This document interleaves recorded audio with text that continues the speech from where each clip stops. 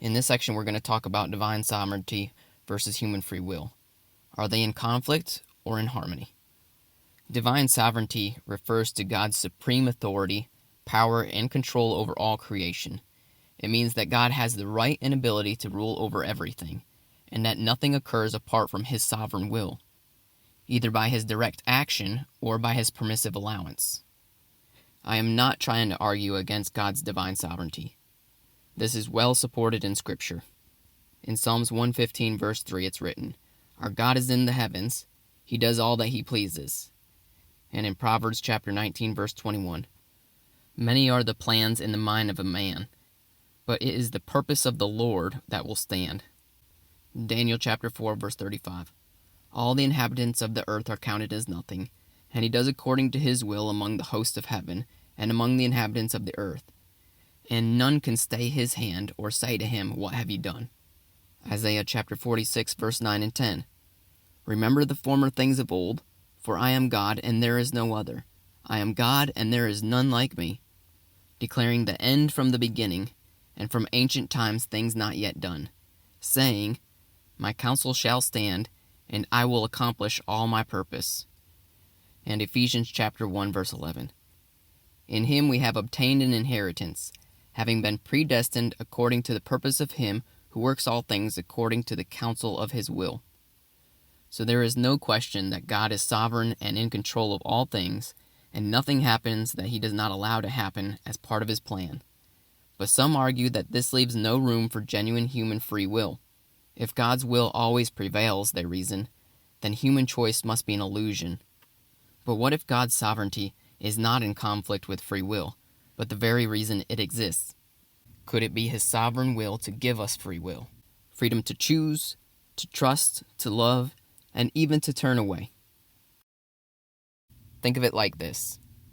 Just as the Nile River is guided by its banks, yet flows freely within them, God's sovereign will directs the course of history while human free will remains dynamic and purposeful.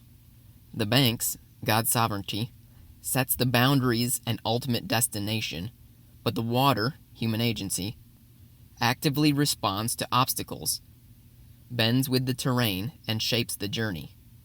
Pharaoh's heart, for example, was hardened both by his own choices and God's sovereign purpose, illustrating a synergy. Rather than being mutually exclusive, God's sovereignty and human free will coexist in a harmonious relationship. Thus, God's will does not negate human will, but works through it, whether in Pharaoh's stubbornness or the broader scope of humanity's rebellion. This dynamic is masterfully illustrated in the relationship between Joseph and his brothers. In Genesis chapter 50, verse 20, Joseph reflects on the events of his life, saying, "As for you, you meant evil against me, but God meant it for good, to bring it about that many people should be kept alive as they are today." This passage reveals how human actions, even those intended to harm, are genuine and significant, yet ultimately woven into the fabric of God's overarching design. The Nile may flood its banks and bring destruction, but also fertile soil for life.